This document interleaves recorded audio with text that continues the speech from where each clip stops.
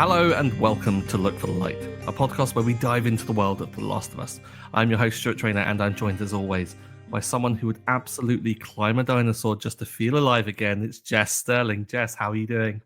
I'm on a mother effing dinosaur! The most I'm relatable so part of the episode for you, maybe? Yeah, definitely. It's not even a question. Mhm. Definitely. I'm so excited to talk about this episode. Mostly loved it. I feel like I come in here saying the same stuff every week, but like 90% loved it, 10% I have some questions. Mainly, where is the rest of the museum? Okay. I need to write a strongly worded letter. Know it was filmed. It was We there. know that it's out there. Give me the extras.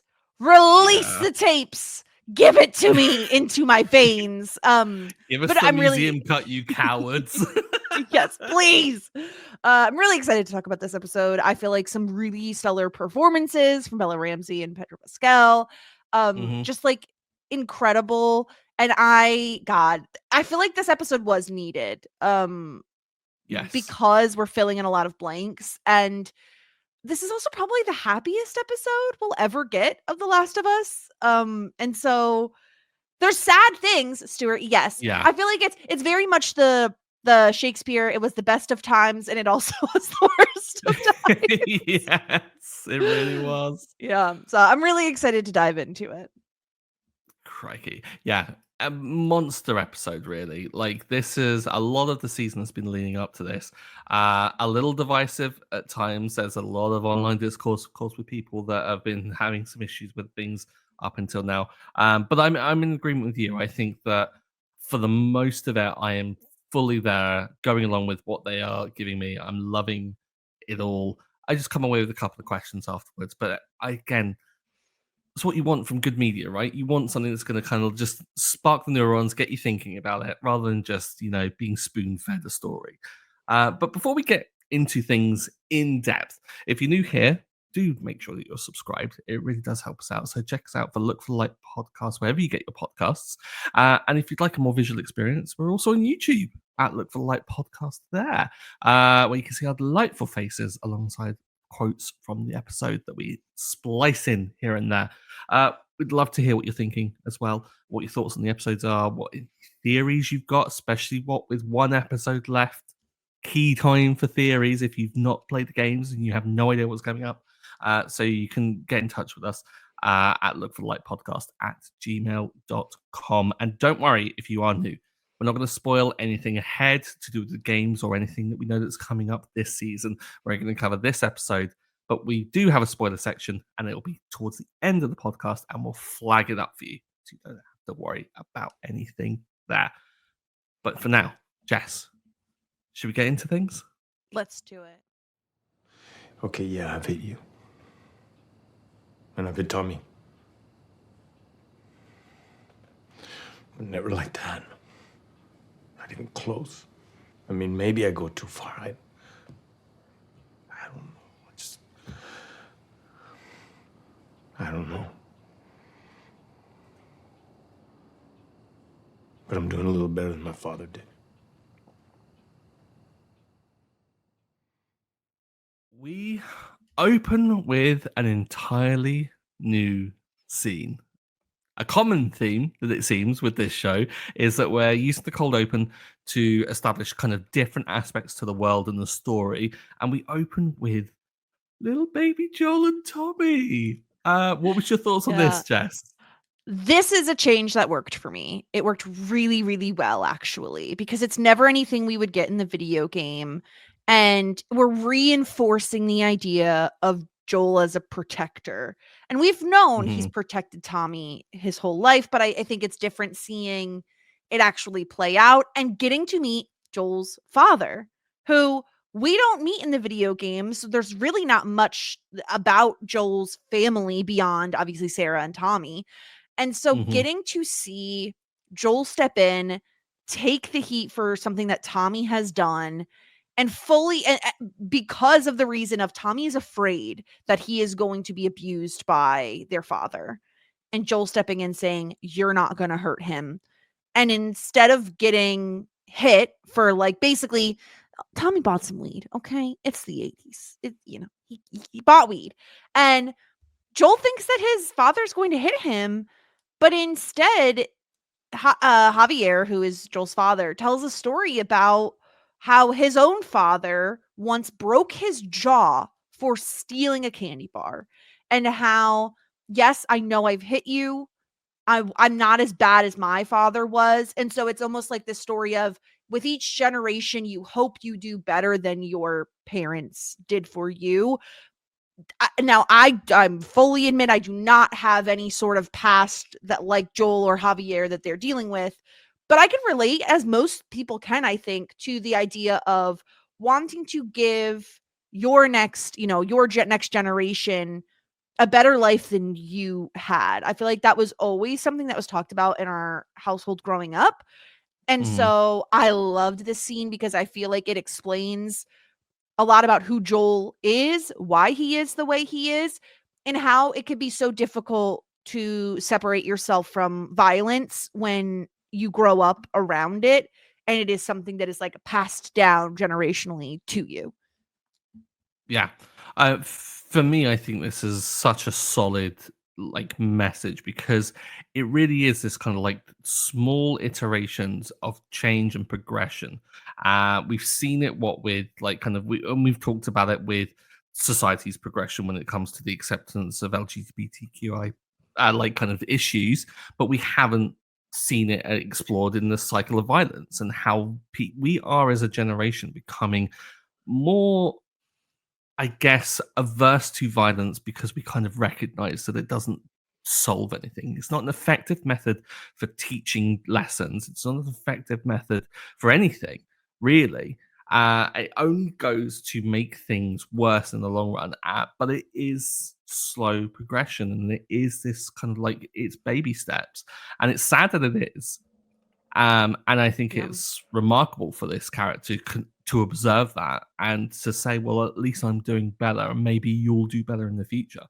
Um, but still to kind of stop down and to take stock and to have this moment where people see themselves for what they are. It was kind of, I thought, incredibly sad as well because imagine thinking that like I don't want to be this, but I've learned it and I've inherited it, and I don't know anything better. Like it was so tough to hear that from someone who's meant to be in charge, who's meant to be a parent, and Yeah. it's kind of strange when they have that moment of sitting down just sharing a beer because it was almost like, right, I'm leveling with you. You're an adult now. You can have a beer with me, and we're going to speak frankly as people rather than a parent and a child. That kind of tearing down of that wall was really kind of profound, and I love the way that they showed that with just a really effective use of a very simple prop of just a beer can. I Yeah. thought that was really great. Yeah, especially because, from what little we know and have seen of Joel with Sarah, it does seem like I mean, we don't ever get the impression that he ever raised a hand to her or anything. And so it's like, wow, well, he broke the cycle of violence. And you kind of then look at everything that happens with Outbreak Day as pulling him back onto that violent path because he feels like he had no other choice, and because Sarah's death broke him in a way that he Hmm. couldn't be repaired, and because he felt like he always was still looking out for Tommy, right? When you are putting yourself in that protector role, I think it is much easier then to kind of resort to violence to get your way or to protect someone. And so I think it's so interesting that we get to see a moment where Joel is having such a frank conversation with his father. And I love a full circle moment. I love a parallel. I love a mirror. And having this be the Hmm. first scene, and then him telling Ellie, like, if you ever have a kid, I hope you do better than me. Like at the end of the Yeah. episode, it bookends the episode in such a beautiful way, especially because we're really jumping around a lot in this episode. And so to have those two like anchor points, I really enjoyed it. This is one of those additions to the show that I really appreciate and think makes perfect sense. It fits so beautifully that it doesn't feel out of place. Yeah. And I think as well, it does such a great way of talking about the theme of violence, but it also like goes to show that Joel learns one lesson, at least generationally, and he doesn't extend that cycle of violence towards his own kid. He doesn't extend it towards Ellie. He does exhibit the violence when it comes out through the events of the outbreak and everything that follows afterwards. But what he doesn't shake off and what he doesn't come to recognize is he has a savior complex. And that will never go away because he hasn't recognized it. And and I think that's the thing, is that I don't think Ellie is going to come away from her relationship with Joel coming away kind violence is bad, because Ellie has been protected by violence, and perhaps that might even be a good thing. I think what Ellie is going to come back to and is going to learn from is you can't control other people to keep them safe. Like, control and giving people agency is essential. This whole thing was a battle between, I think, this belief of, yes, I'm doing better, but being completely blind to what you're not doing better.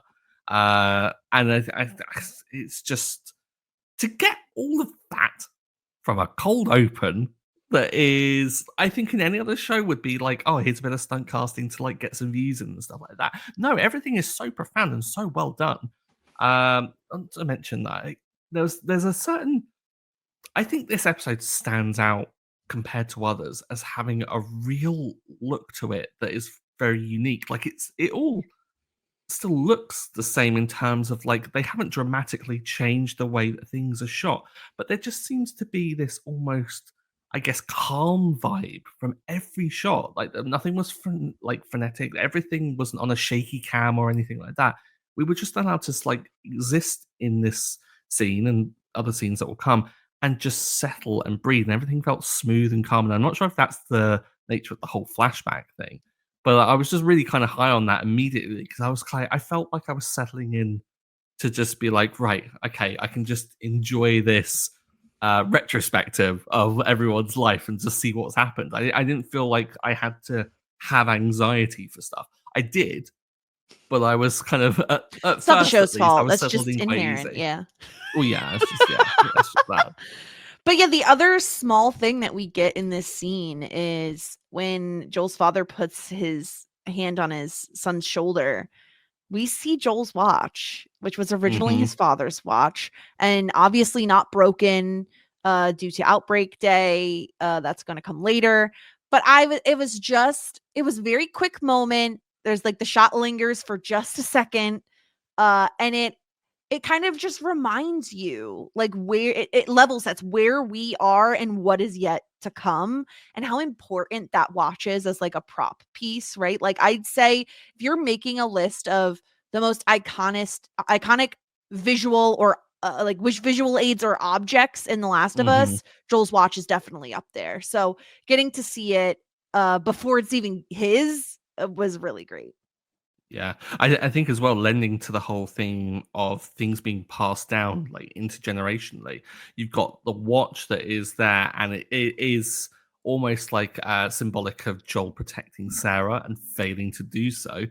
With Ellie, you have the switchblade that was handed down, which is violence being handed down. It's so well thought out in terms of, like, these aren't just throwaway things. Like, they're such big, Yeah. important issues.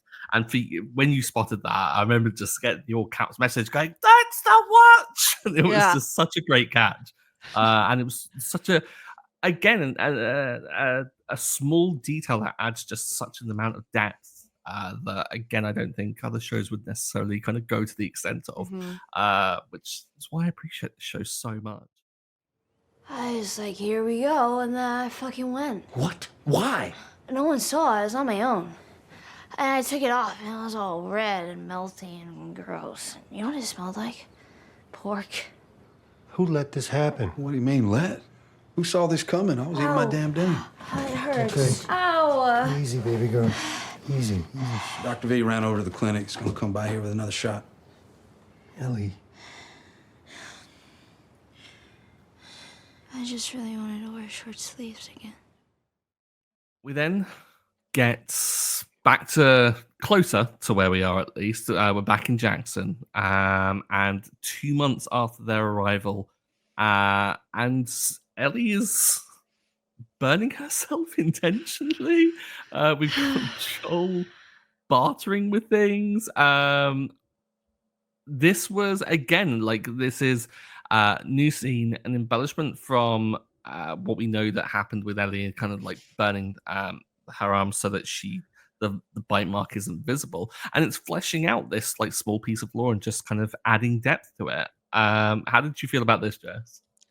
Yeah, while I wasn't excited to see Seth again, because truly I didn't ever never needed any more of him than whatever we got.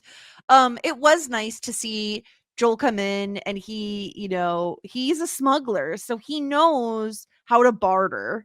And he barters with Seth. He trades him Legos for a cake, a vanilla cake. And we also find out Seth used to be a cop, which all I will say is, yep, that tracks. Yep. And yeah, Tommy brings Ellie in. She's burnt her arm on purpose to obscure the bite mark, because and this just broke my heart. I just wanted to wear short sleeves again. It's like, of course she did. Of course she did. To feel like, imagine having something on your forearm that you could never let anyone see, and how conscious of that arm you would have to be at all times. Of course she did this, but I kind of love, because this isn't what this is, but it reminds me of any modern day show when you have like a teen character who's like had a drink for the first time, or isn't sober for the first time. That's kind of the vibes it's giving, because she comes upstairs, she's like, whoa, where'd you come from? And then the whole like, I'm sorry, like it's just, and he's like, it's okay, baby girl. Like it was really funny. And obviously very sad, but like I think the way that Bella Ramsey plays it is so wonderful. Like it's so wonderful that you can kind of see it for some of the silliness that it is. But yeah, the cake saying happy birthday, Eli. It's like, really? F all the way off, Seth. Get out of here. It's been 2 months. You can't learn her name. Get out of here. Especially considering, I can't. The relationship between Tommy and Maria, and like this is not just a rando. Anyway, Yeah. One of the moments that made me laugh the hardest, like again, this episode is highs and lows. Made me laugh the hardest is when Joel gets to get a knife to cut the cake and turns around, and Ellie, like an animal, has just shoved her hand in the cake. It's so wonderful. It's such a great, like, it's so strange that they can pack in so much like comedy into this, because really, like, the comedy from the burn shouldn't be there, really. But like Bella Ramsey plays it so perfectly, where it's kind of like she's so endearing, like and she kind of says, "Oh, I'm sorry," but then the moment like kind of we jumped at, but it's like this, it's just funny the way the delivery of it is, like it's just so kind of absurd a little bit, and then to follow that up with the cake, and to have just diving in, and not even just like a fist, it's like 2 fistfuls and just in the mouth. It's like a 1-year-old, like they do that like smash the cake thing. It's like that, but she's turning 15. Wonderful. I mean, how many cakes do you think Ellie has ever had? That's the thing. 100% got to be the first cake Ellie has ever had in her life, right? It honestly makes me wonder about the culture, because we talked a lot about like, right, Ellie and Dina don't know what pride is. They don't recognize the rainbow flag as like a symbol of anything. And it makes me wonder if people even do cakes for their birthdays in this world at this point, right? Like it must be very difficult, because we even hear Seth say like, do you want vanilla or chocolate? Say vanilla. It's easier. Like getting the ingredients sourced to make a cake, let alone having the like downtime, the oven to do it all, right? Like these things aren't easy to come by. So she probably Processed hasn't flour, sugar, like eggs, I can imagine they can come by, but like milled flour isn't. Especially flour, knowing what we know happened. Comes with trauma, I bet, for a lot of people. They're like, I bet many are still on Atkins at this stage. But yeah, I can't imagine she has had many cakes. And so it's just a lovely moment, followed up by another incredibly lovely moment where she gets gifted the guitar. And we get to see some of the process of Joel making, like, putting this together. Can we please talk about that? Because it was just, firstly, just seeing Joel being kind of artistic in a way. Like in the game, you go through Joel's home at one point, and you see that he's been like kind of whittling away at things and creating all these like little statues out of wood, and like clearly has been indulging in a more artistic and kind of crafty lifestyle now that he's not burdened by being a contractor and having to look after a kid or surviving in the QZ. Like now he can finally live, and he's choosing to do so with really kind of like lovely and productive kind of endeavors. And so, yeah, to pass that free time onto someone as a gift giving exercise and to do so with such care and attention, like trading for it, thinking about it, planning it, and then also doing it in such an expertly way. Like Joel really did such a fine job on that whole thing. And to know that he did the moth engraving as well, and that it wasn't just found and just happens to be a design that matches. Chef's kiss. So Yeah. good. Yeah, because obviously we're gonna see a lot of Ellie's birthdays in this episode, and I don't Joel's like the best gift giver of all time, truly. Yeah. Like because it's not just, hey, I remember that I said I would teach you to play guitar. Here's a guitar. Here is a Yeah. guitar that I kind of made. I don't know the ins and outs of it, but I at least enhanced it. I also noticed you like to draw moths, and so I used a Dremel to put one on your guitar. Let me just say, I've used some of the tools that Joel is using to do what he's doing. It is not easy. Obviously, Mhm. he's a carpenter contractor by trade, so he probably is more well-versed in the tools anyway, but it's still not easy. Moths are very detailed creatures. Like Yeah.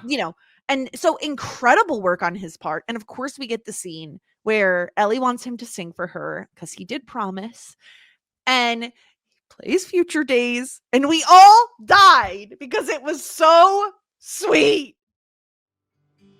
I believe, and I believe 'cause I can see our future days, days of you and me.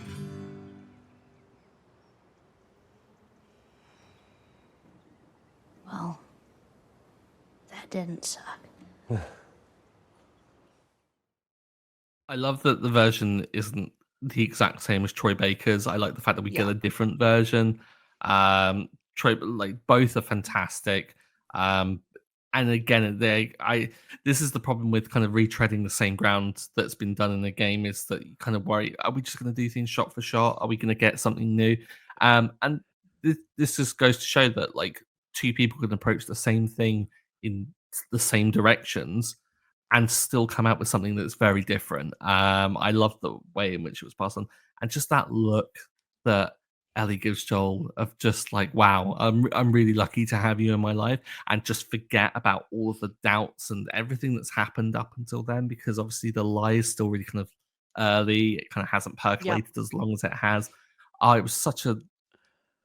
Can we just live in this moment, please? Like, can we not have the after and the before? Just this? Oh, it would be so lovely. Yeah. It was really beautiful, and I love that we had Pedro Pascal singing it. I feel like Mhm. this is a real change to back in the 90s or maybe even early aughts, we probably would have had someone else come in to sing for Pedro Pascal. Like it probably would not have been Yeah. his voice. It probably would have been enhanced and like really, not that I'm not calling Pedro Pascal a bad singer. It's not like a trained singer. He's not a trained singing artist in that way, but it feels more real because it's not pitch Mhm. perfect.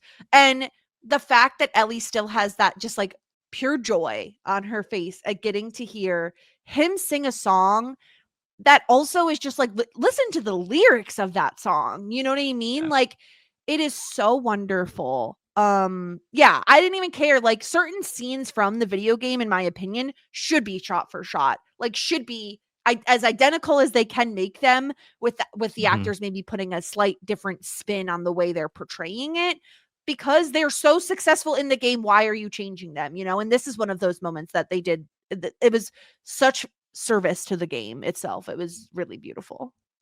Yeah, there's a lot of that fan service in this episode. I mean, for the fact that it was directed by Neil Druckmann, And Neil Druckmann's the one that fought hardest to make sure that this was included. For Neil, he said in the official podcast that it's like such a deeply personal song to him that he would sing it to his kid as well.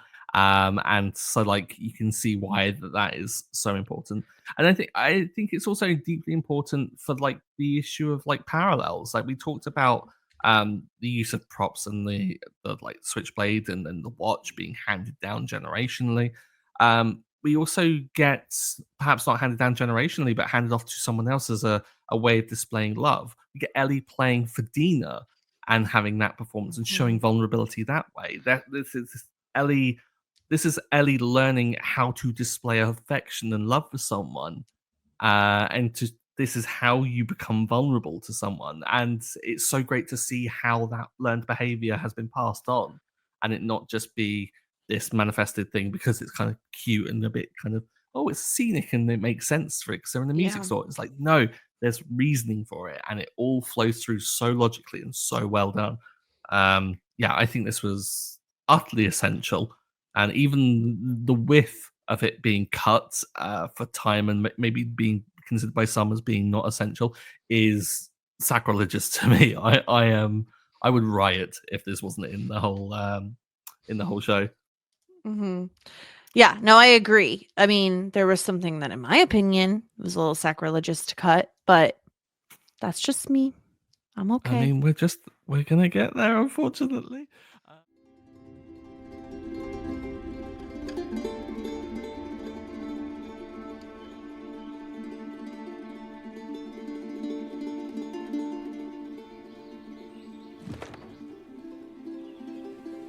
I do okay? Are you kidding me?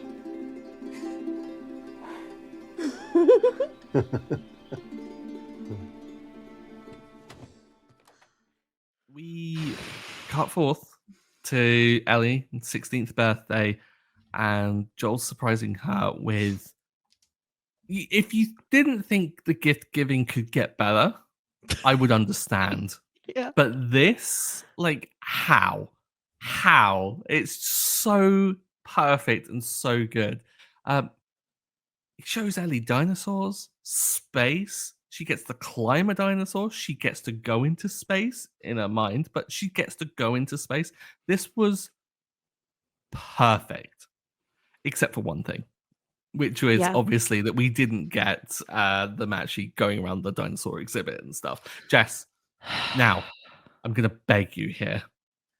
Let's not tarnish this entire scene just because of this one for failing.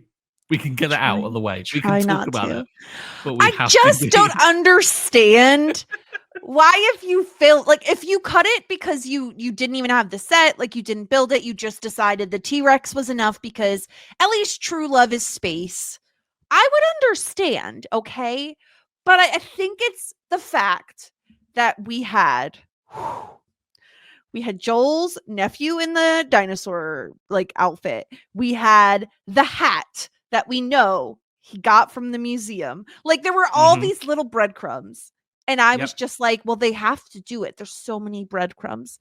And to go from seeing the T-Rex outside, which is my favorite moment playing the games. And like, it's not close. I've jumped off of that T-Rex multiple times in the game because there's water surrounding it in the video game.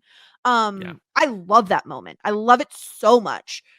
I just am a little sad.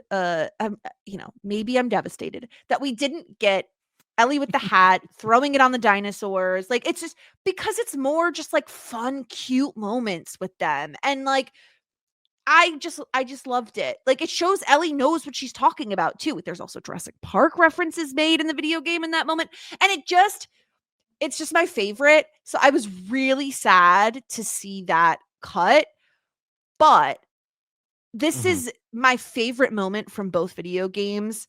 And so I do feel like they did get the essence of it. You know, we did get the T-Rex.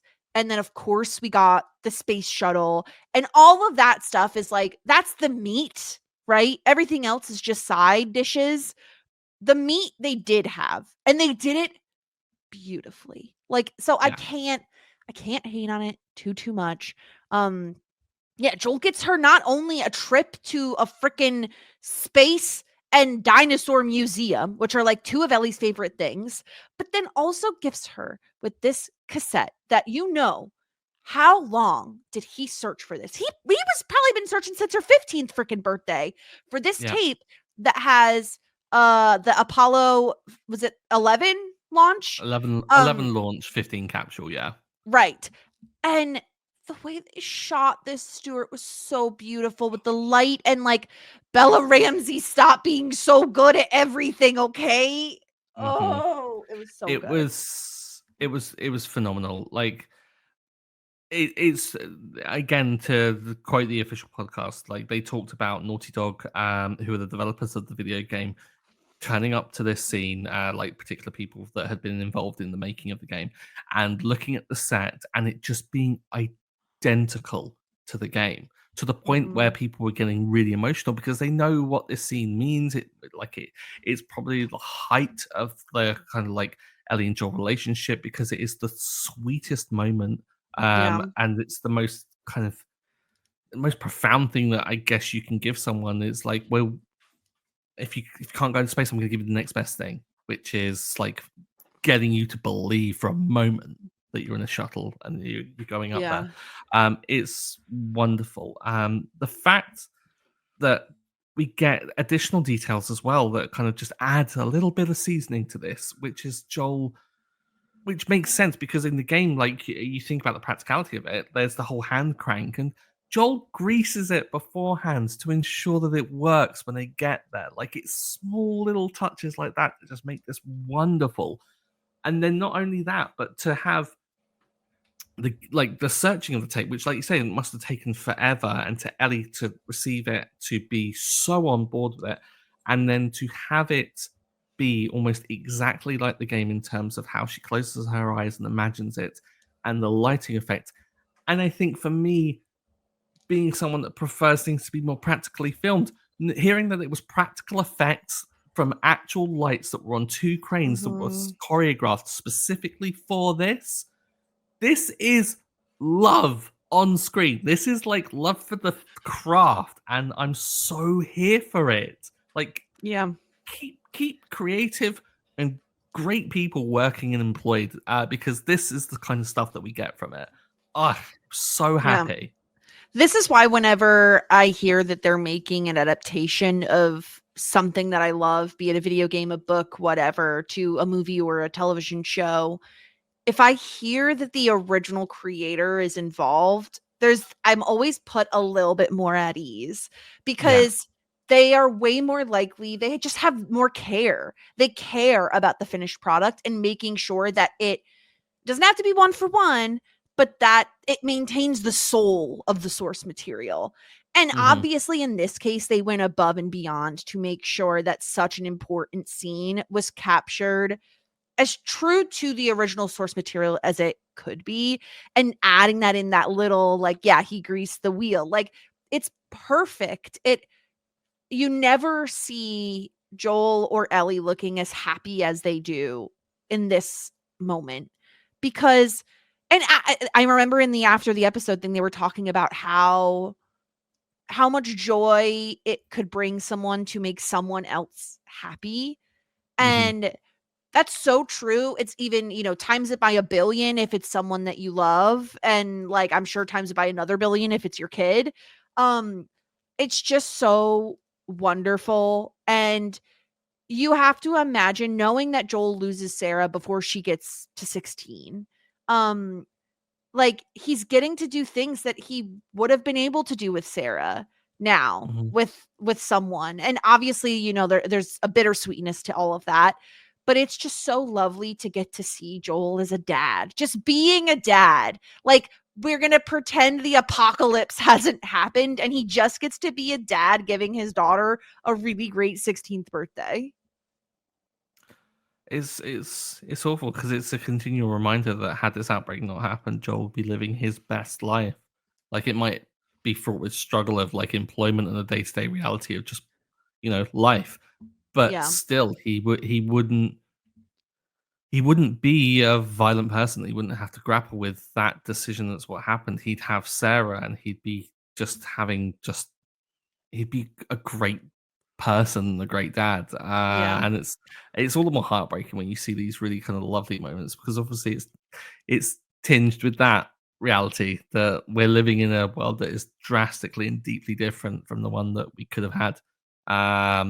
Not to say that this one that we do have right now is a utopia or anything. Certainly has its problems, but certainly we're not having to like contend with an outbreak that is so bad that we Yeah. have to fundamentally kind of rewire our world.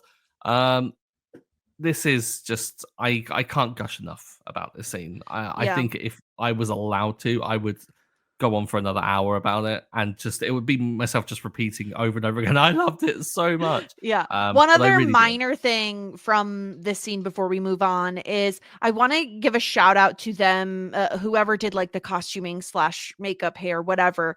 I think they did a really admirable job at making Bella Ramsey appear younger than they are because Yes. this is a flashback, especially all of the flashbacks. I really thought they did a great job with Ellie's hair, her demeanor. That's on Bella Ramsey, did a great job. And then also just like the costuming, it really does feel like we're looking at a younger version of Ellie, which can be challenging when you have someone growing up and like it's been multiple years since hmm season 1. So yeah, I just wanted to shout that out. I thought they did a great job. A really good point as well is that people have noticed that during the guitar scene, you actually can get a glimpse, and now people are claiming it's an earpiece. I don't think it is, of a hearing aid in Joel's right ear as well, which again, tiny little detail, but of course you would see Wow. that because of everything that's going on. Which again, like just shout out to the production and the Yeah. costuming, everything. It's like they clearly care enough to show in like that much detail. Yeah. It's phenomenal. What the hell are you doing? Moving into the garage. The hell you are? Ellie, let go. It's the middle of the night. It's pissing rain out there. Now get this back on the bed. There's no heat or running water in the garage. You can't stay there. Okay, fine. Okay, you want to have this conversation? Fine. You may not like the rules, but this is my house. No, it isn't. You don't own it. They gave it to you. Sorry, to us. You don't own anything. Sadly, things aren't as happy forever though, as just a year later, on Ellie's 17th birthday, Ellie's doing some real teenage shit. Ellie is in bed, getting a tattoo. Yeah. I mean, drugs, badass. tattoos, sex, the trifecta, baby. And of Yeah. course, I couldn't help but notice Joel this time has a chocolate cake. So he was able to get chocolate for this cake. It says happy birthday, Ellie. Like Seth is improving. The design is looking great, assuming he got these from Seth. Yeah. And Joel is pissed immediately. And it's like, again, we talked about this a little bit before, but like he never experienced these years with Sarah. Like at the point in which she died, it was kind of before the most of the teen drama happens, right? Like you hit a Yeah. specific age where it's like your parents are suddenly the dumbest people in the world. They're never going to understand you. Sarah didn't really get to that point. She maybe wouldn't have, right? Like I think having a single parent also may change that dynamic a bit, but Ellie has hit that point, and Joel comes in and he has this attitude immediately, like, "I can't believe you," Mhm. like yelling at Kat to get out of there. Like, can't believe that Ellie is like has the audacity to like smoke weed and get a tattoo while messing around with Kat. And Ellie is very frustrated with Joel. It's like this is the first we've seen of them having more tension on Ellie's birthday, for I'm assuming a number of reasons, not the least of which is what happened in Salt Lake City. But I want to ask you, Stuart, because this is something we've talked about a lot on the podcast, specifically in regards to changes between the game and the show. I always felt like in the game, Joel was more aware of Ellie's sexuality, not even like explicitly, but I feel like maybe he had kind of sort of figured it out along the way. What did you make of Joel here basically accusing Ellie of like just messing around with girls for fun? I see. In the game, there is a scene that we don't get, and I don't think we're going to get, which is where they go off in search of guitar strings together. Right. And in doing so, they go through a hotel and they find two people that left Jackson and were attacked by infected and had to end it there and then. And on that journey, there is a conversation between John and Ellie, which is the Jesse conversation, where Joel Yeah. is kind of like, "Oh, I've seen you talk to him," and we Yeah. get that in the museum this time round. We get that conversation earlier. Now, I think the TV show is so much better in how it is handled because Game Ellie is a bit more shy, even around Joel. Like there is that kind of like goofing around, but Game Ellie is almost, I think, a smidge more mature because there's like I feel like we're constantly getting the sensation that she's constantly grieving for everything that happened in Salt Lake, Yeah. whereas TV Ellie is a bit more Joel-like in the sense that I think there's very much a lot of compartmentalizing of emotions going on, and so there is still an avenue for goofing off. And I think it's also kind of necessary to show the aging difference. That like Mhm. when goofing off, it's very much like, well, this is young Ellie, and or this is Ellie just avoiding all the issues, Ellie. But there is that conversation where that's the shared one that is Joel assuming that Ellie has a crush on Jesse and not quite Mhm. getting it. And I think it is this realization that Joel comes to in time, and it just takes him quite a while. I think video game wise, I don't think Joel really clicks properly until Yeah. the barn dance, and he That's sees fair. what's I guess happening. I was thinking of that conversation they have about Sally Ride, and I had assumed Mhm. that Joel was, but maybe Joel is just like a big dummy who like doesn't get it. It's just more of it. I read it as this is more of we're getting an people struggling with LGBTQ identities in this world, like we got with Dina's mom and all of that. Mhm. And again, I can't be mad, Joel is an older guy before a lot of progressive things happened in the world. Outbreak Day happened. He's from Texas, which like, Yeah.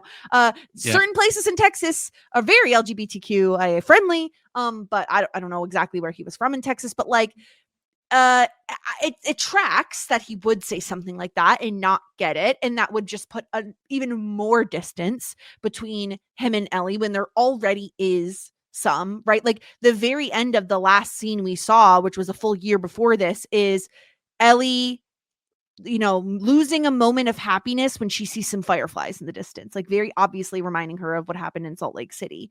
And so you have Yeah. to imagine that time has allowed that to fester even more, right? These unanswered Yes. questions have had even more time to take root in her. Yeah, it was just something I noticed because I was like, oh, I never want characters I love to be like unaccepting, and it always frustrates me when they are, Mhm. even though I can admit that like, yeah, it's a very real world thing, and like even people I love dearly hold opinions I don't agree with. So yeah. Yeah. I think it's again to kind of rely on this crux a little bit. It's complex. I think that it's a number of different things. I think that it's certainly a societal thing that Joel has learned. Like Joel is not of a generation that has experienced like in the last 20 years, thanks to the internet and thanks to like you know social progression, things are better, not great, but better than they were for LGBT issues. But when it comes to this, I don't think that the delivery is a bit of a gray area because it's like, and you're experimenting with girls. I don't think that that is Joel being offended or outraged. I think it's more him being confused because he's built this mental image of, well, she has a crush on Jesse. And Yeah, it's that's that that true. I think is going against. But it could be one of both kind of interpretations. And I think that, again, like, it doesn't, for me at least, it doesn't kind of define Joel in that one statement. I don't think anyone can be defined by something that they say in a one-off, especially in the heat of the moment. Yeah, it possibly is a projection of something that is a deeply held kind of subconscious kind of belief, but then also people articulate stuff that they don't fully understand or really process. Yeah. And what I do like to take from people is what they become, what they kind of do say. And what he says towards the end is not progressive. It's just, human, which is just like, oh, if Dina makes you happy, then I'm glad of that. I'm happy for that. So I kind of, I don't want to, in terms of my interpretation, I don't want to rule on either way. I'm happy with it being kind of vague to either. I lean more towards it being him just being confused because he has his own mental image of what he thought life was going to be. And I think that in this whole scene, that whole mental image, not just Ellie's sexuality and who she has a crush on, I think his whole belief of Ellie being his kid is just come crashing down because she's being rebellious. She's getting tattoos. She's doing drugs. Like, all of these things are so jarring for him. And to the point where he feels like he doesn't know all of Ellie anymore. Ellie certainly feels that way about him because of everything with Salt Lake City. So she wants to move into the garage, and she plans this. Doesn't even plan it, I shouldn't say. She just decides she's going to do it in the middle of and I quote Joel, "It's pissing down rain out there," which I hate. I know it's a saying. I can still hate it because it's disgusting. But she's like, "I'm going to move my mattress in the middle of a rainstorm." And he's like, "There's no heat out there. Like, at least let me clean it up, right? Like, at least let me clean it up for you." And I think he makes this decision that ultimately she can move into the garage because he's at a bit of a loss as to what to do with her. And I think he thinks, well, maybe some distance will help us. But we know it has the opposite effect. It just makes them even further apart. It's really sad seeing Ellie pack up all of her things. And we see the extent of the moths, right? Like, the moths being something she almost obsessively is drawing. And God, when I saw the one drawing of all the moths and it just saying you have a greater purpose, like, in the midst of all of them, it is devastating to feel like that Ellie felt like her entire purpose was ripped away from her, and that all these deaths, like, she could have prevented if Joel had not stepped in. I really, they're such small moments, but I feel like they pack a huge punch because we also get the scene where Gale reveals that moths are symbolic of death, which isn't funny, but it's very funny. It's Gale's just. A lot of people have been down on the amount of Gale that we've had in lieu of other things that have been cut, and obviously kind of shoehorning in a new character. I don't care for this scene in the slightest. It was hilarious. Like, the whole do I have a sign up that the doctor's in? Is there a doctor so is in sign on me, like Lucy from fucking Peanuts is what she says. I understand. Listen, if I could not have this Gale scene and instead have the entirety of the dinosaur museum, obviously I would make that trade. But I do think it's helpful to have Joel bouncing this off of somebody and finding out that moths are not symbolic of, as he says, growing and change and such. No, they're symbolic of death. And that is concerning. That is what Ellie, because Ellie even says, oh, it's a symbolic thing. Like, she doesn't say, I just like moths and I like to draw them. She says it's symbolic. So she, we assume, knows what that means. It's great. Gale cracked me up. I love that. She's so irritated.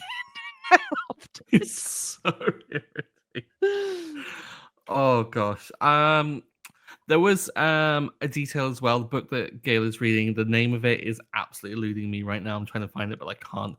But it's one of the inspirations of post-apocalyptic world books that inspired a lot of the reading around. It's something abides. Well. The word abide is in there. Yeah, from like the I think it's like from the 40s or anything. Again, another great kind of moment for an Easter egg to like throw that in.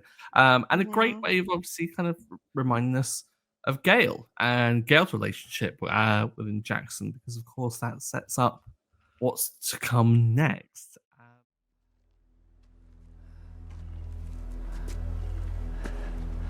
It's beautiful.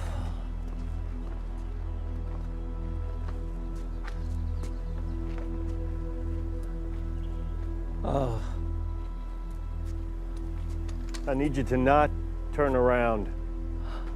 No. You can't do this to me.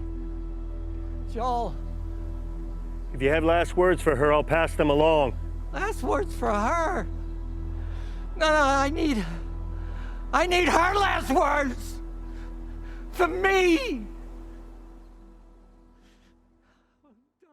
We flash forward to Ellie's 19th birthday, and Joel, ever delightful as he is, decrees that Ellie, being 19 years old, is finally allowed to do something. Outrageous This that is he some has this control. nonsense. Yeah. This is some nonsense because we know, based on these flashbacks in this very episode, Ellie on her 16th birthday, so yes, count them 3 years ago, was like, hey, Jesse started patrolling at 16.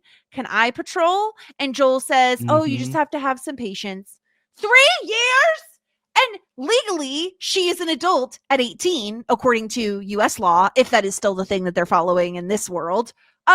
This is some nonsense. And we know, obviously, Joel, we've seen throughout many episodes in Jackson, Joel's word matters, that most people won't make a move, won't allow Ellie to do things without Joel consenting. I was already heated. I was already a little annoyed with Joel. I'm like, Joel, why? But, yeah, now he says, okay, it's your 19th birthday. Let's go patrol. You're now a partner.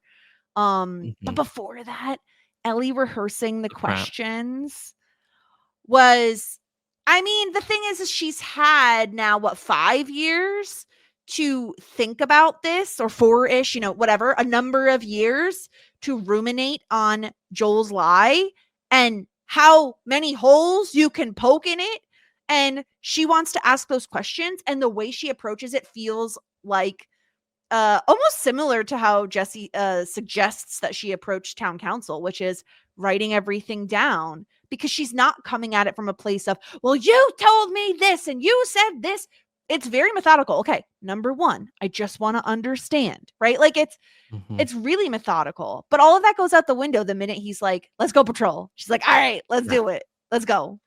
Yeah, and I think it's great to show that obviously these questions have been percolating, and Ellie is framing them from a calm and considered conversation of just like, I just want to know the answers. But it's when that is kind of ripped away and that Joel presents happy fun time Joel, not Uncle Grumpy Joel, that then she, is almost like has blinkers on a little bit, because it's like, oh great, this is fantastic, and maybe kind of might be able to yield something a little bit better, or at least enjoy the patrol at the very least. I've got to shout out the direction for this whole scene as they actually do go out on patrol. This was stunning. Like the environment, the way in which all the camera shots were just so elegant, and like the top down shots as well. There was just, it could have been simpler. Like it could have been just, I felt like this was just a nice touch of class to the whole thing, to remind us that we're watching like a premiere HBO show here, not just people fucking around in the woods on horses. Like this was a really well thought out kind of like sequence.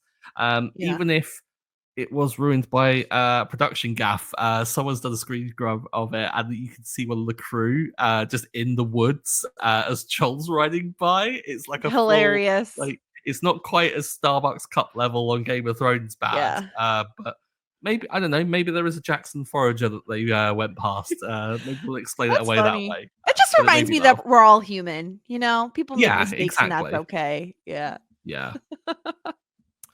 But it was great to see them actually out on patrol, Joel actually teaching. We get a smidge of this in the game, in the precursor to the whole go and get guitar strings stuff, where Ellie and Tommy are sniping, which we got earlier in this season.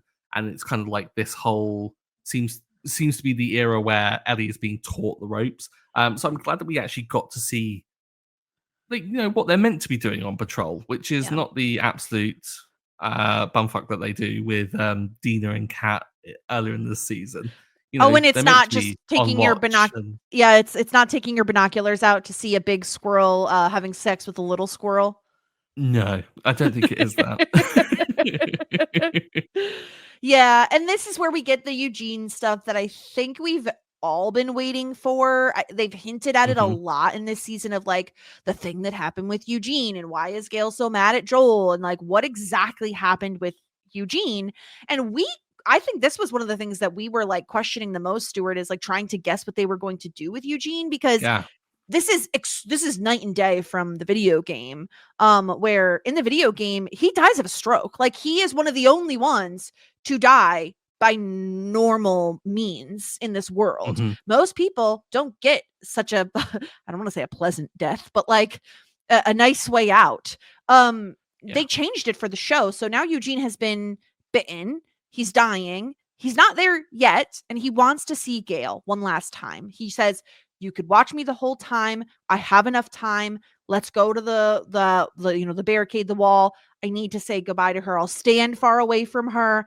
Ellie does the test on him. This is fun. Like this is throwback of like put your hand out and Great count to callback. 10. Yeah, Mhm. really great callback. And so Joel tells Ellie to go get the horses and he'll wait here and they'll bring him back. After Ellie fights, right? She says like he has enough time. Let him see his wife, Joel. And he says, "Okay, I promise." And we do see, and I kind of called it when it was happening because I saw Ellie like do like almost like a double take when he says, "I promise," right? Like she hesitates for just a moment before leaving to go Mhm. get the horses. And this is going to be the impetus for their huge fight. This being this is where we start, I think, really, really changing from what happened in the video game in terms of timing of everything. What did you think of this? Especially Joey Pants making his debut as Eugene in this scene. Uh, Incredible. Joe Pants was, I think, some really great casting for this. Like a big name, but not really playing to type. Really, like Joe Pants is known for being a bit of a devious shit when it comes to like certain casting choices. Yeah, Um, Sopranos being numero uno for me. I was thinking Matrix. I was like, how dare you, Cypher? I'll always Oh, remember. see, I've only seen The Matrix once, so I don't remember enough about. I'm gonna offend people. I'm so sorry. I just I can't even look at you in the eyes right now. Wow. I have Yes, seen it we're gonna though. have to Do I get fix any that. credit for having at least I seen mean, it? I guess, but like Okay. Matrix is just like for when it was released, it was just such a thing, like cultural zeitgeist thing. Yeah. I don't Oh, understand I anyone didn't that see The didn't watch it Matrix once. until way later, until there were like multiple of them, and then yeah. Uh, yeah, It's a car movie. It's an action movie. You know, it's not. it is Anyway. not a car movie. How dare you? Oh crikey! I Mm. realized like it's somewhat tinged what with the kind of like I guess very internety guy film and stuff like that. But like It's a boy there's a lot of movie. it's not. It's made by two Just trans kidding. women. It's like it's such a Gender progressive is a movie. construct. Anyway, but yeah, Joey what was Pants. actually quite funny though is that Ellie was meant to have a Matrix poster in her room, and they were like, That "Nope, is we're taking funny. that down because it was like it's too close. Like it's one thing to have Yeah. a song that wasn't released that like we're just kind of shoehorn that in, but to Yeah. have Eugene Joey on a Pants. movie poster is just I think it's too far That's for too them, funny. which made me laugh so much. But yeah, some great a great casting choice. I thought. I think that he's like his delivery of the lines that he was given were just phenomenal. Like he's quite. They said that apparently he wanted to go through the whole revelation of everything and just almost like go childlike just from the fear of everything and just be like having not a tantrum but just being like I need my comfort, like I need my thing.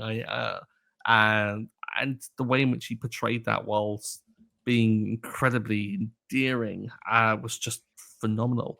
The lie and how Pedro Pascal just manages to have that exact same face every time he does lie and have it be recognizable.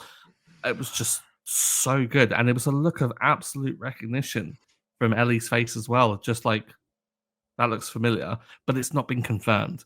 It's the whole thing of like, This is once like the is an test. occurrence, twice is a coincidence, and 3 times is a confirmation. And we get that Yeah. third time when it comes to Gale. It was so great to get the like confirmations in that kind of sequence of things. And yeah, like you said, this is the test. This is the kind of like, well, okay, we'll see what happens with this. Yeah.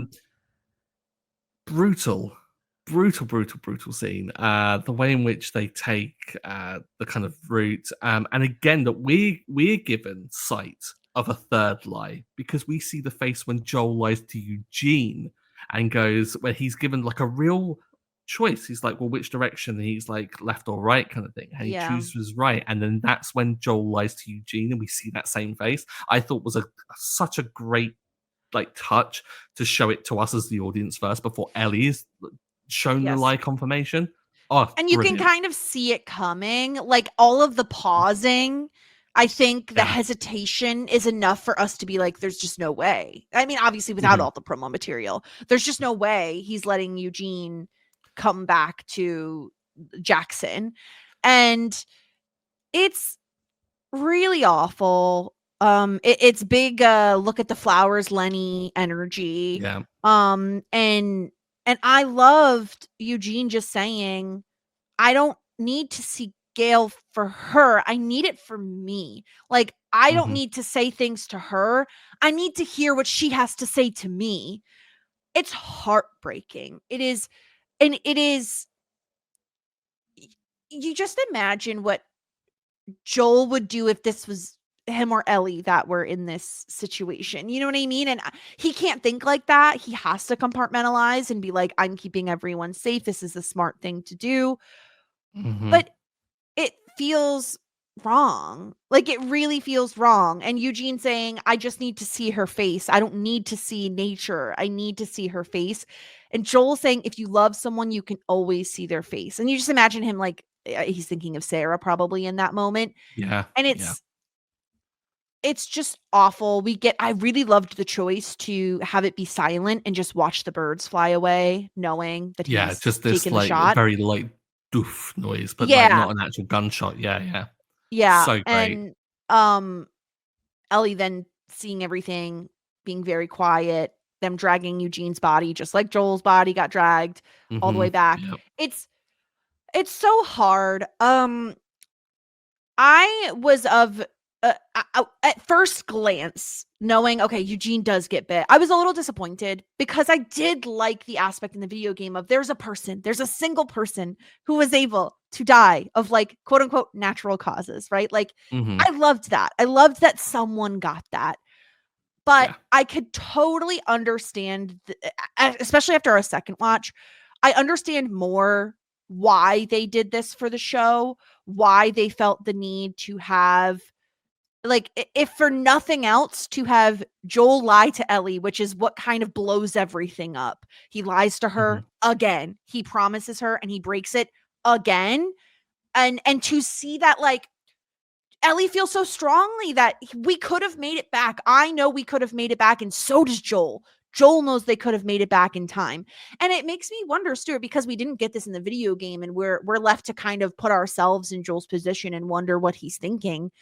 Why do you think he makes this decision to not allow? Is it the simple reason of it's too dangerous? What if something happens? It's safer to kill him out here.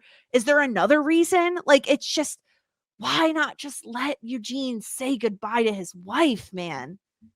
I think it's because Joel has certainly, I think, a longer experience when it comes to infected. And Joel has been there when people have turned rapidly during an outbreak. He saw how quickly that went. Like, it spread like crazy. And I think you've got to consider the trauma of that Ellie doesn't have the experience of. Ellie just knows this from history books. And this is why probably Ellie is doomed to repeat the thing of history, because she doesn't understand that context of it. And I think there's an element of that. I think there's also an element of it's just the two of them. They, like Eugene and Adam, who were out on patrol, they got blindsided by all of these infected. Who's to say that this won't happen with them? And they're burdened by Eugene as well. So and he is with Ellie, so it comes from a protective thing there.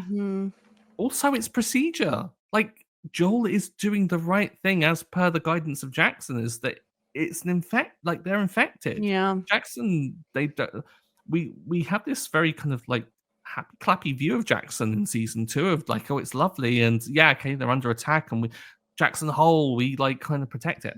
But our first exposure to Jackson was them being very hyper vigilant with outsiders, to the point where they put dead bodies for the people that tried them out as warnings to people not to come close. When they did approach with Joel and Ellie the first time, they like held guns up at them and had them sniff for infections, and they were going to shoot them on site if there was even a hint of infection. So yeah, I understand that obviously it's complex because of they know Eugene, but you've got to Yeah. protect what you've This is why got. I'm not cut out for this world, Stuart, because I would be Ellie. I would be like, he has time.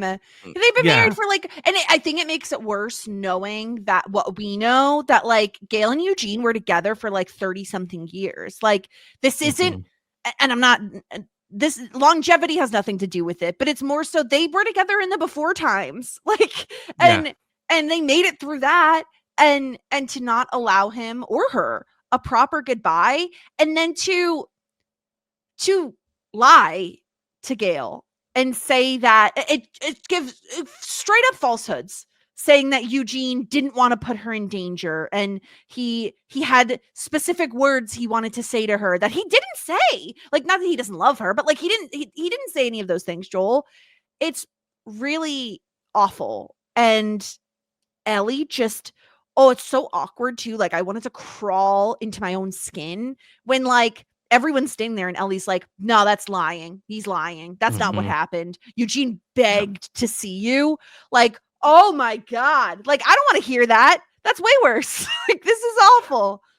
It was and this is where I'm massively gonna like be on side of the show for the decision making they've done in terms of the pacing of certain decisions and stuff, because a lot of people have said that it's very convenient how, because in the game Ellie has too much of these ideas percolating after everything, not believing Joel, giving Joel another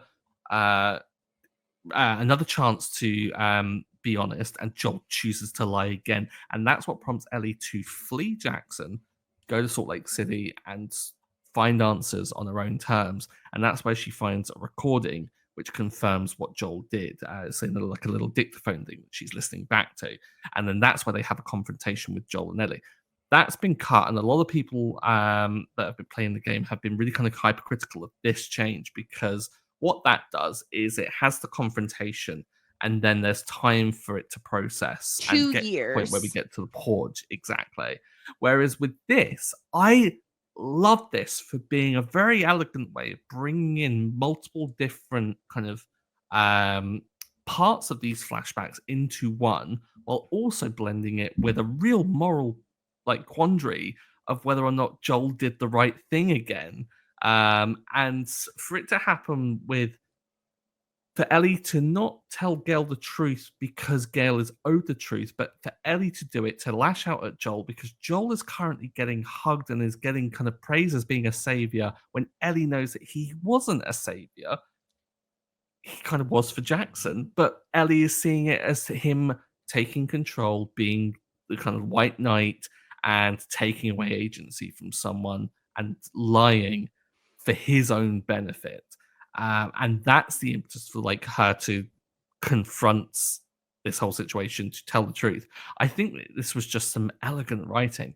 And as much as I haven't quite liked some of the journey points to get to this point, I feel like I'm going to ignore all of those now, because I feel like it was worth it for this payoff.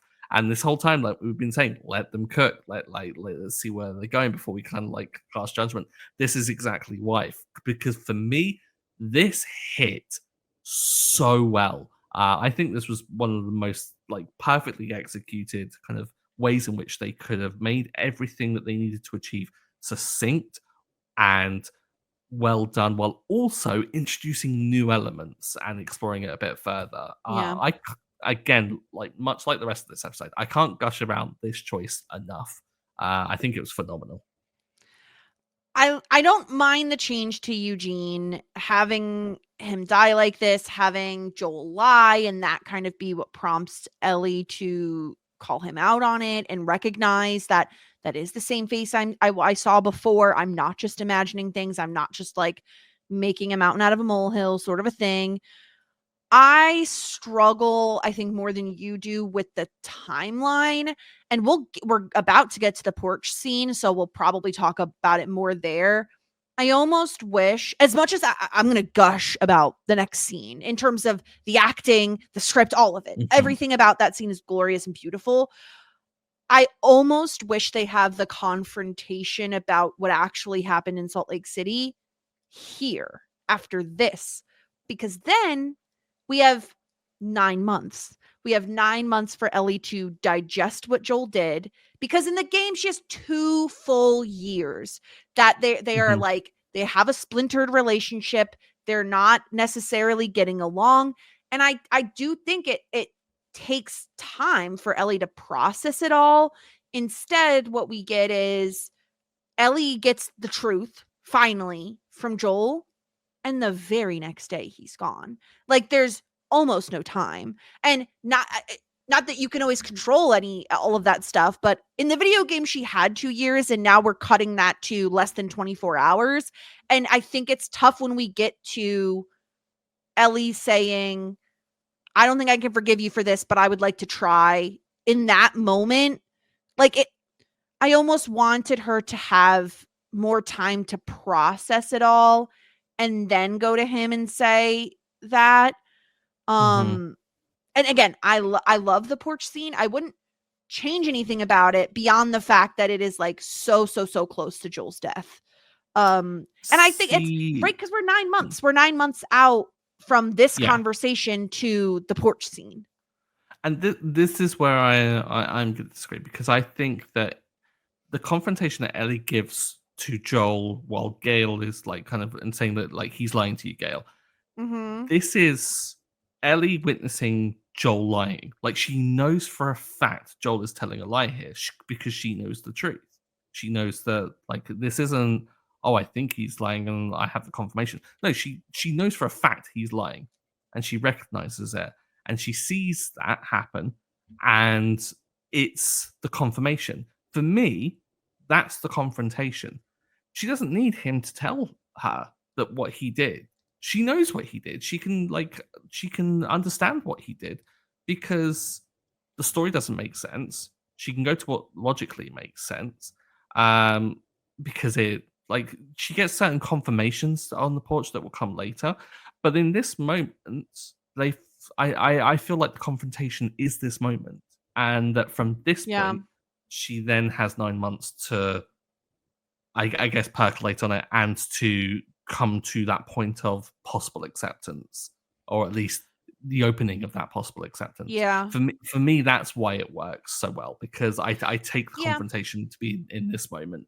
But again, it's not crystal clear. There are some things that aren't fully hashed out.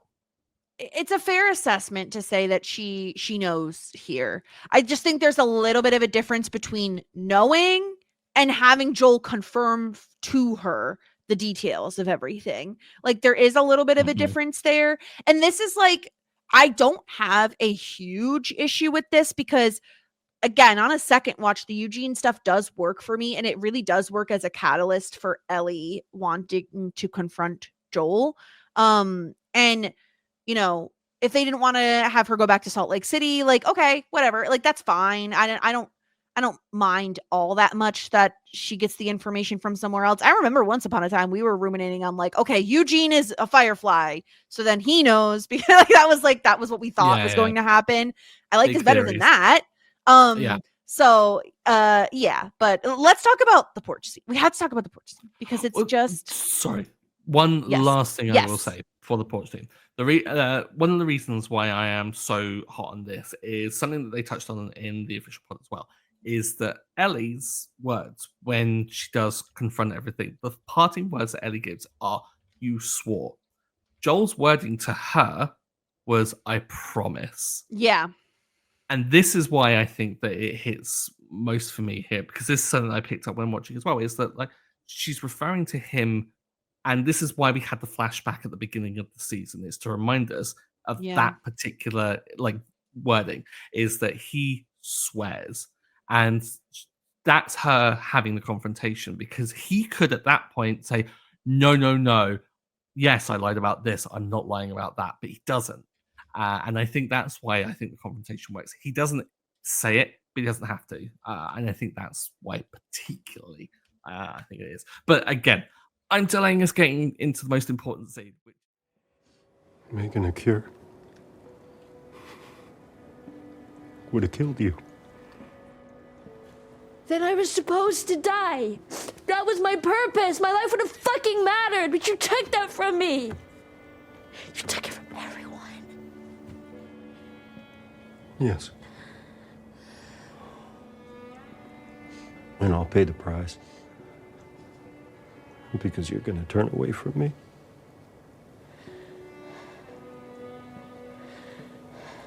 But if somehow I had a second chance at that moment, I would do it all over again. Because you're selfish. Because I love you.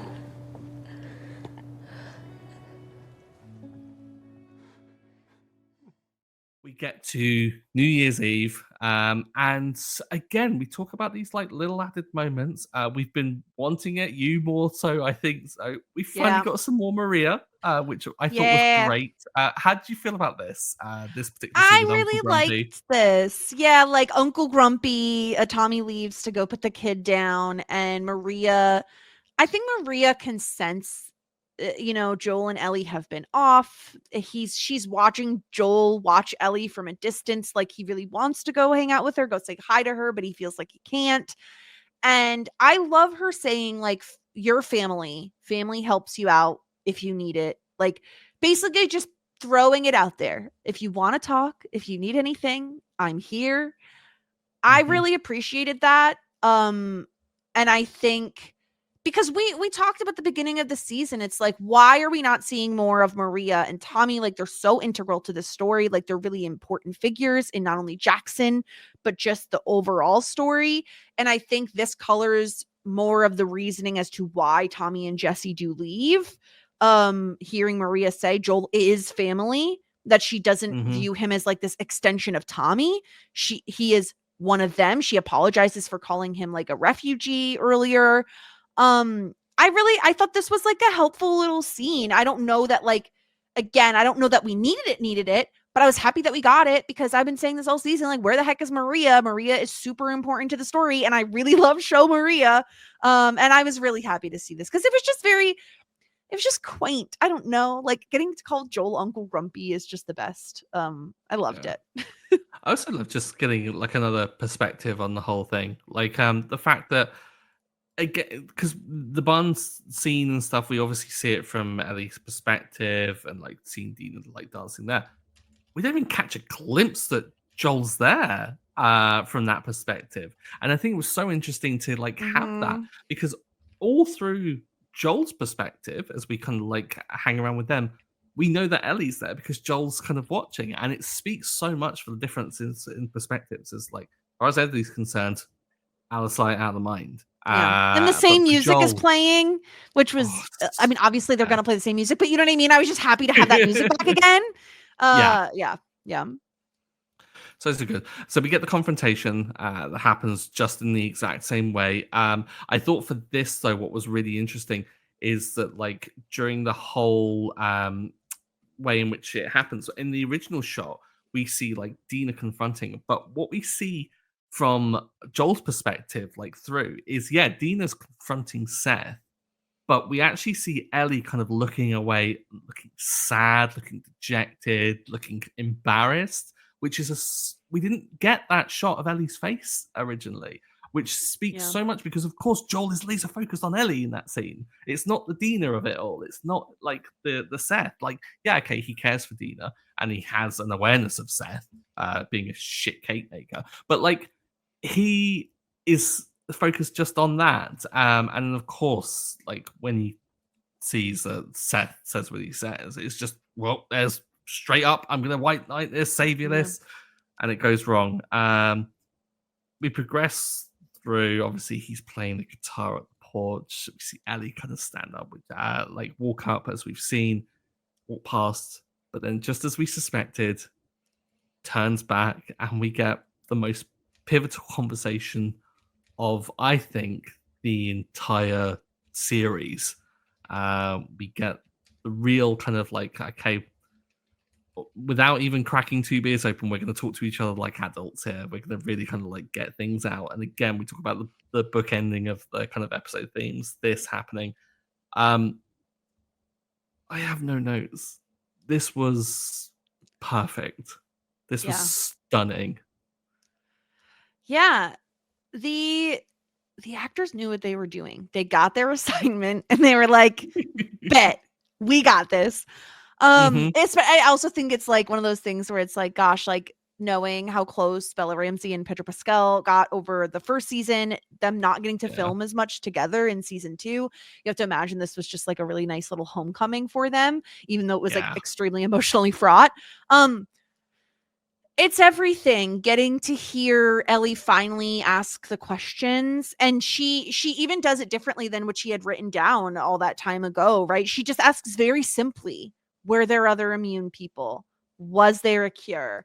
Right? Like very, very simple questions. And you can see how painful it is for Joel to like admit the actual truth, as much as I'm sure he's wanted to say it over the years, like to actually say these true things that he knows could be the end of his relationship with Ellie. For all he knows, she will never forgive him. She will never speak to him again. And that's it. But she has earned the truth. And he admits Ellie is the only one who's immune. The Fireflies were at least working on a cure. He says, yes, they made a cure. We don't know for sure, but we know they were working on one and they felt confident about it. And yeah, he killed everyone, including Marlene, who we know Ellie was like close with, right? Like we know there was a relationship there. And closest thing to a motherly figure that she had before, like everything in Jackson. Yeah. The connection without her knowing really to Ellie's mom, but like a connection at the very least. And Ellie is fuming and devastated because she says, you took away my purpose. And we talked a lot about this for season 1, like Ellie's agency, and that the Fireflies and Joel both took away her agency to choose whether or not she wanted to sacrifice herself for the world. And Joel just says that he had to do it. And he says, because I love you in a way you can't understand. And it is so, it's weirdly heartbreaking and like fills your heart at the same time. It's so effective. And getting the bookend of him kind of saying to her that if you ever have a kid of your own, like, hope you'll do better than I do. I understand if this is like the end of us, but like, I love you and I had to do it. It's that, and that tiny, like you just see Joel breaking down. He's so devastated. He thinks this is the end. To get that little glimmer of hope, that tiny like crack in the window of opportunity of Ellie saying, I don't think I can forgive you for this, but I would like to try. It was just everything. And that's all he needs to hear, I think. And this explains so much of what we get. And I think a rewatch will be really rewarding for people, especially if they haven't played the game, to see Ellie the morning after this moment. And it explains a lot more of like, listen, I know everyone's obsessed with me and Joel. Everyone keeps talking about Ellie and Joel. We're fine. We're Ellie and Joel. We'll be okay. Like this scene was so well acted and so well done. I just wish we had like a little bit more of a break, but between this and Joel's death, but this is what's ringing through Ellie's head when Joel dies, is this was their final conversation and kind of explains the need for vengeance, you know? I'm so glad that we got this season. So for context, and I don't think this is a massive game spoiler, but we get this scene towards the very end of the game. This scene comes obviously chronologically much earlier, but like in the game chronology, it comes at the very end. And so Yeah. to get at the end of season 2, many people were thinking that perhaps this was going to be a way in which we get Pedro into season 3. In that scene Yeah. will probably come about towards the end of that. Wishful Um, thinking. Yeah, it certainly changes some things. I think that it has some profound effects, of which we'll get into in the spoiler chat. But to speak on why I'm thankful that we get it now is because, for one thing, it's a lot to ask people to wait as long for this. And I don't think that there is. You're going to get a smidge more emotion out of it if it does come at the end of season 3, but I don't think it's quite worth the wait, because I think Yeah. that where it hits now, it works in just as well. And I think that because we are, I think, getting to the real motivator for why Ellie is about to break bad. Like, there's a reason why this scene comes and is immediately followed by her returning from having dealt with Nora in the way that she has, which is brutal. And we use that word a lot, but I don't want to underemphasize like how she handles Nora is brutal. It is abhorrent, and it is so emotionless in the moment because there is that compartmentalizing of everything. But it is entirely driven by this being robbed from her, by this world in which she had effectively said to Joel, "You're not forgiven now, but in time." And she's been robbed of that future. And Ellie has had so much taken away from her that she is not in control of. And it explains why she is acting the way she is. She's trying to assert control.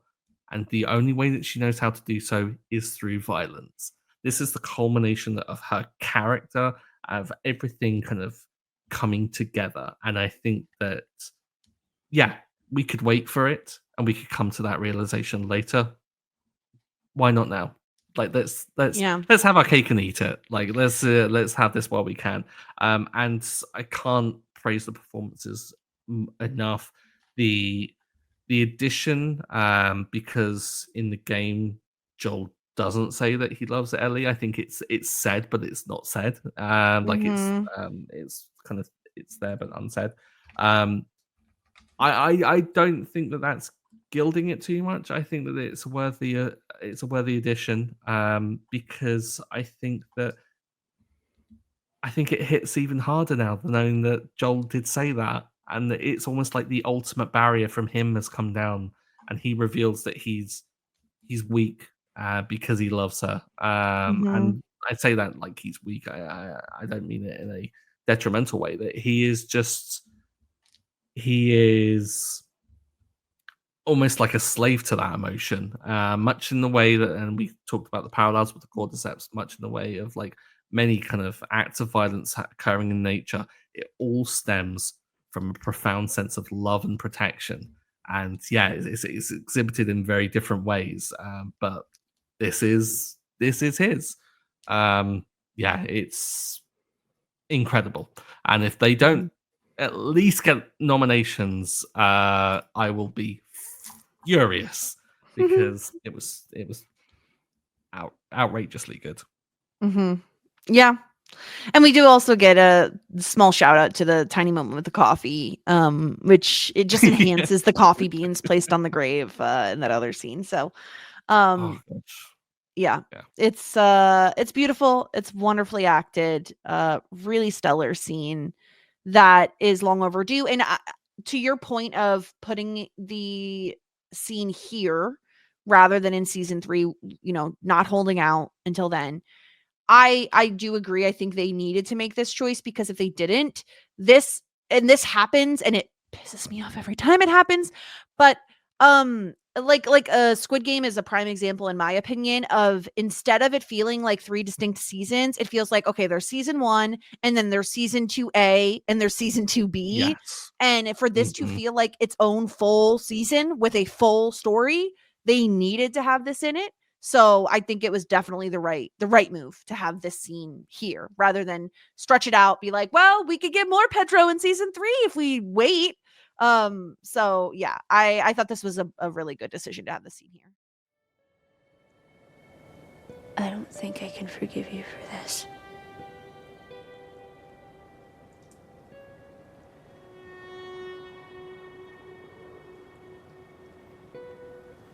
But I would like to try.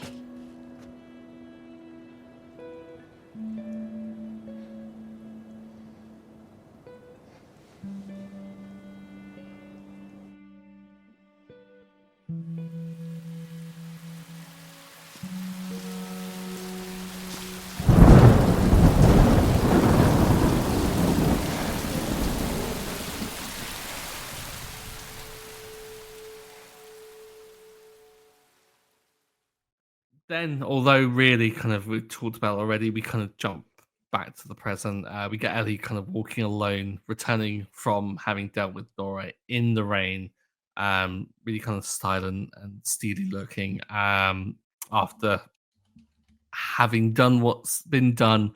I am so excited for what is to come because obviously we have a lot of things to resolve. I'm really looking forward to like how this is going to play out. For one, just to see how Ellie's mental state is after doing what has been done, but also to deal with the fallout of Jesse. Will Jesse be told everything that's going on? The dynamic between the three of them. There's a lot to look forward to. I think in the next episode. Yeah. Gosh, Jess, bumper episode this is. This is the one that I've been looking forward to most. Knowing that Neil Druckmann was directing was just immediate kind of like, okay, this is the standout episode.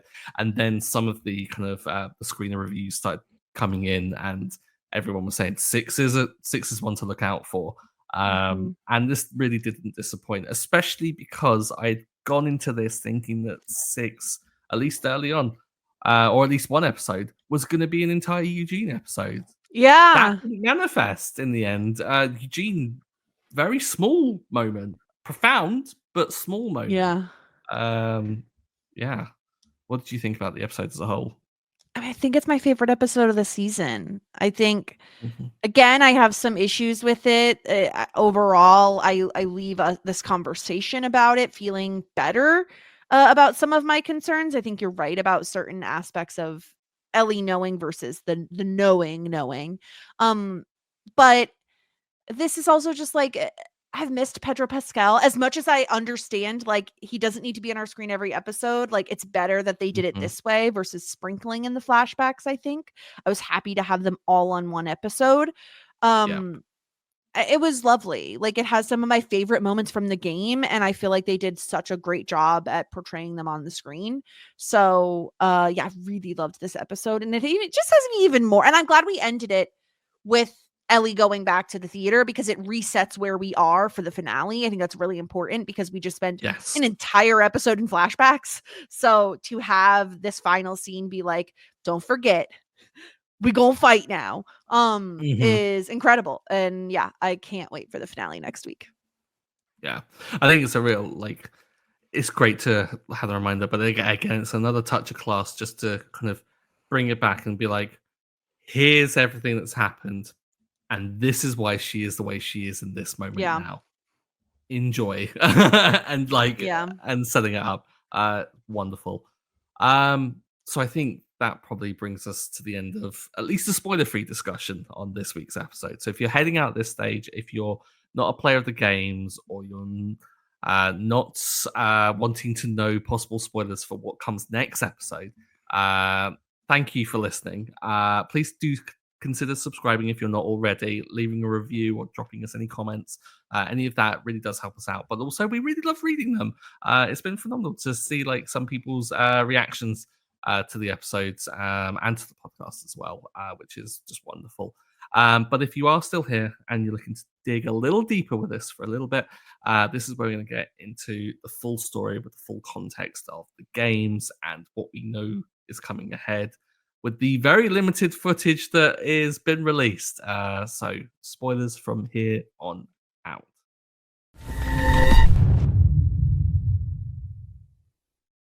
Oh boy, there is some big spoilers ahead, obviously. What with the episode preview at the very least. The episode preview showed quite a bit. Firstly, obviously, Ellie arriving back to the theater. I sincerely hope it's at least a little bit faithful to the game. What with Ellie being profoundly shaken up by the experience, being almost slightly catatonic a little bit with and trying to mentally reconcile with what she's done to Nora. I hope that that's at least conveyed. Yeah, it feels sadistic to say that I'm really looking forward to that. Is that bad? No, I think that should be her reaction. I think if it's not that, it will feel disappointing because I think that's a huge part of her journey. I definitely saw a little clip of, I think it was her and Jesse running, which I'm like, especially with our guesses as to where the season would end, that it would end with Abby confronting Ellie after she just shot Jesse. So we'll see if that happens next episode. Obviously we have like them talking about Jesse basically being like, we need to leave. You don't even know what war you're in the middle of. Which, WLF and Seraphites stuff. But something I saw that I didn't think we were going to get, that it looks like we're going to get, is the boat. I didn't think we'd get any of the boat stuff. Same. This is wild.